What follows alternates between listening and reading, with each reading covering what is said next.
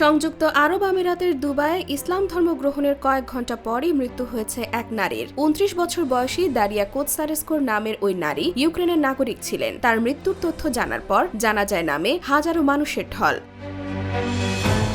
শনিবার এক প্রতিবেদনে খালিজ টাইমস জানিয়েছে, তিনি ইসলাম ধর্ম গ্রহণ করার কয়েক ঘণ্টা পর রোজা থাকা অবস্থায় মৃত্যুবরণ করেন। সামাজিক যোগাযোগ মাধ্যমে প্রকাশিত কয়েকটি ছবিতে দেখা যায়, শুক্রবার আল কাসাইস কবরস্থান মসজিদে ওই নারীর জানাজা পড়তে হাজারো মানুষ হাজির হয়েছেন।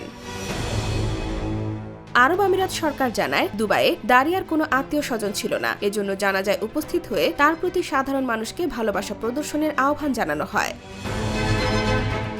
সামাজিক যোগাযোগ মাধ্যমে করা বেশ কয়েকটি পোস্ট থেকে জানা যায়, এই নারী দুবাইয়ে প্রথমে পর্যটক হিসেবে এসেছিলেন। এরপর তিনি চাকরি খুঁজছিলেন। চাকরি খোঁজার সময় তিনি শুধুমাত্র ক্যারিয়ারের সুযোগই পাননি, সঙ্গে পেয়েছেন ইসলামের সৌন্দর্য।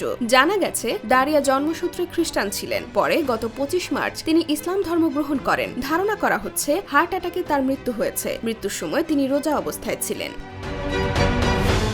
IBTV USA, new York.